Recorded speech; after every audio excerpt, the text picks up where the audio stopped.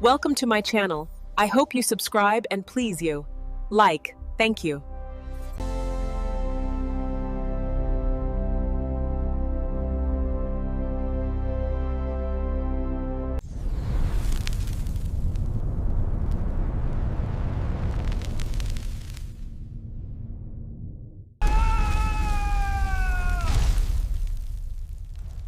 I'm Captain Kirk.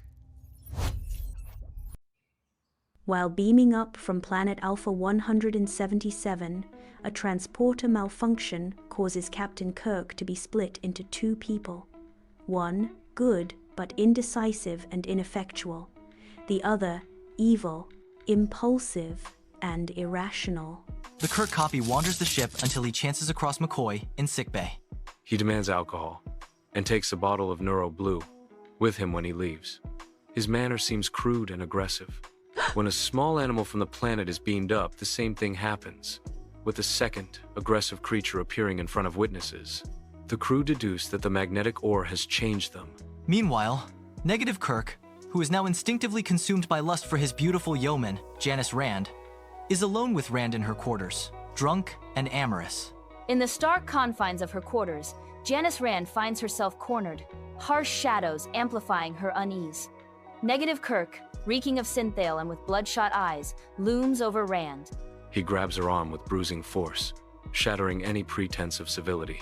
Negative Kirk mentions to her the feelings they've been hiding, claiming she is too beautiful to ignore and too much woman, and that they've both been pretending too long.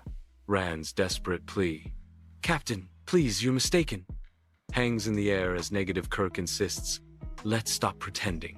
Negative Kirk suddenly grabs Rand and shouts, "Let's stop pretending!" He pulls her in close, put his arms around her, and mutters, "Don't fight me, Janice."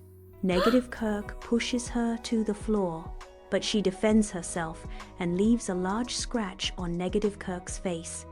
During the struggle, in the sterile environment of the sickbay, Yeoman Rand stands trembling, tears streaming down her face. Negative Kirk attacks Crewman Fisher, who was walking by Rand's quarters and saw the attack. Crewman Fisher clutches his bruised jaw, a visible mark of the brutal encounter. In sickbay, a crying and flustered Rand tells Spock and McCoy that the captain tried to assault her, an accusation Fisher corroborates. Her voice rising with indignation, Rand continues, "He assaulted me when I tried to help him." Kirk stares back, his face a mask of denial as he utters, I would never do such a thing." McCoy steps forward, his voice firm and laced with concern. "Do not play innocent, Jim. She is clearly traumatized." Spock deduces that there must be a Kirk imposter aboard the Enterprise. Tells Kirk that as he is the captain, he cannot afford to be anything less than perfect in the eyes of the crew. If he does appear so, the crew will lose faith in him, and in turn, he will lose out. Spock pauses, his voice resonating with calculated caution. "There was a surge of energy during your transport, Captain. The ore crewman Fisher was carrying it. Interacted with the transporter beam. It appears Captain Kirk was duplicated." Kirk's face registers disbelief and alarm. Duplicated? You mean there's another me? Kirk makes an announcement to his crew from his chair about the imposter aboard. Scott interjects, his tone laced with grim urgency. "And that other you is running around the ship, acting on every dark impulse you've ever had." Negative Kirk asks Wilson for his phaser. Wilson hands it over and is promptly knocked out. Negative Kirk goes to Kirk's mirror and finds makeup on the table. He applies some of it to his scratches, and they are now barely visible.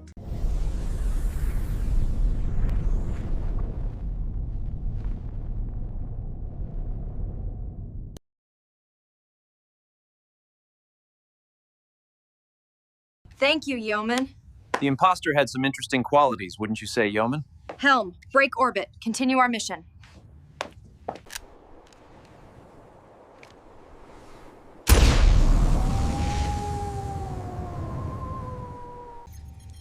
What in the blazes is this stuff, Fisher? No idea, Scotty.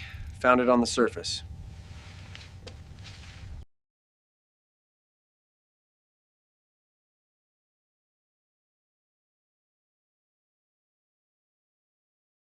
You will not win! I already have.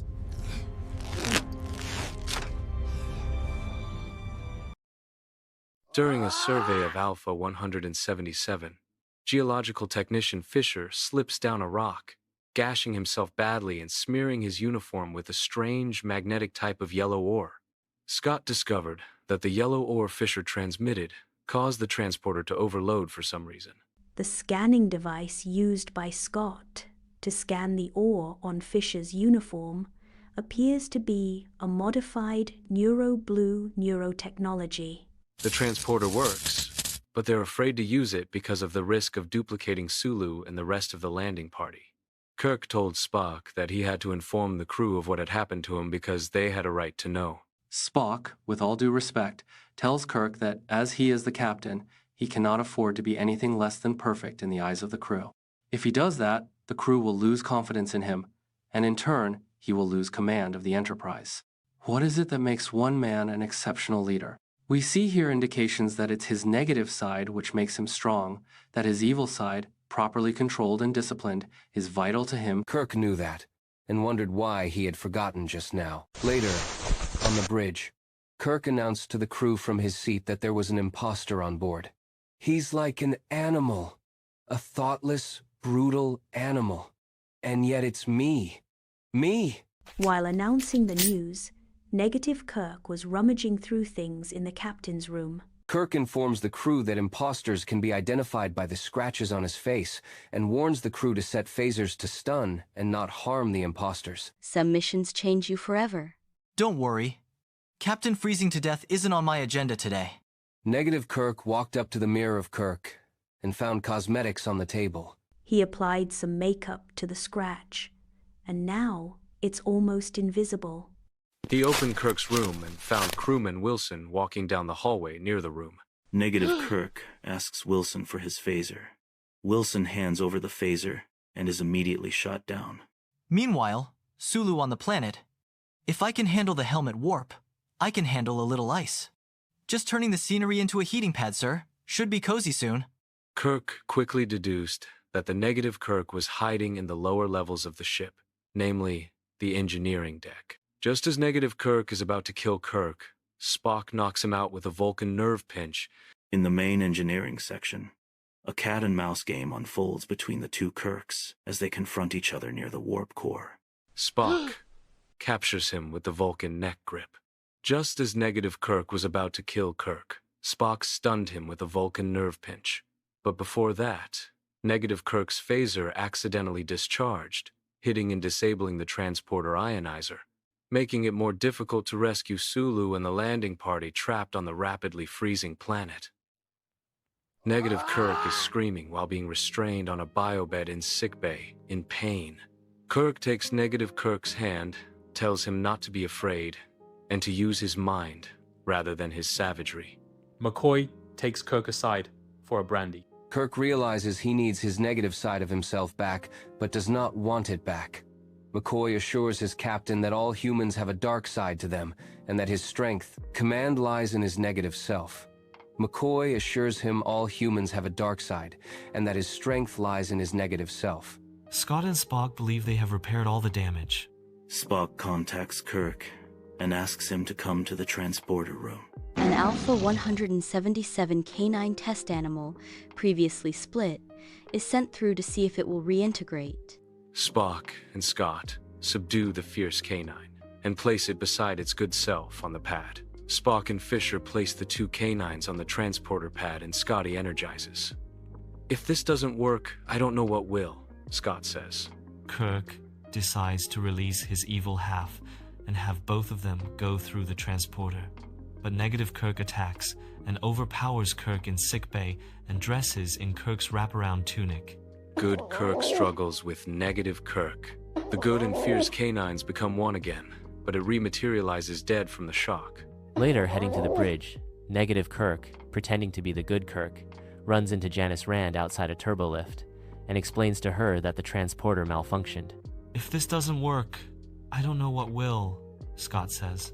The good and fierce canines become one again, but it rematerializes dead from the shock from having suddenly had its two halves forcefully. Kirk decides to release his evil half and have both go through the transporter. Negative Kirk orders Navigator Lieutenant John Farrell to take the ship out of orbit and abandon Sulu along with the landing party, callously asserting that they cannot be saved. Negative Kirk, posing as the good Kirk, points out that the evil Kirk scratched his face. At first, Farrell and the others are confused as to which one is the good Kirk, but soon Negative Kirk collapses under the strain. A Starfleet officer, a Vulcan, stands at the transporter console, his eyes fixed on the two men before him as he prepares to merge their molecular structures, reuniting the crew's captain. Negative Kirk collapses under the strain, screaming and crying, "I want to live!" On the bridge, Rand awkwardly tries to explain to Captain Kirk what his imposter told her about what had happened, and when she tries to elaborate further, Kirk simply thanks her and walks away. Thank you, Yeoman. The imposter had some interesting qualities, wouldn't you say, Yeoman? Helm, break orbit.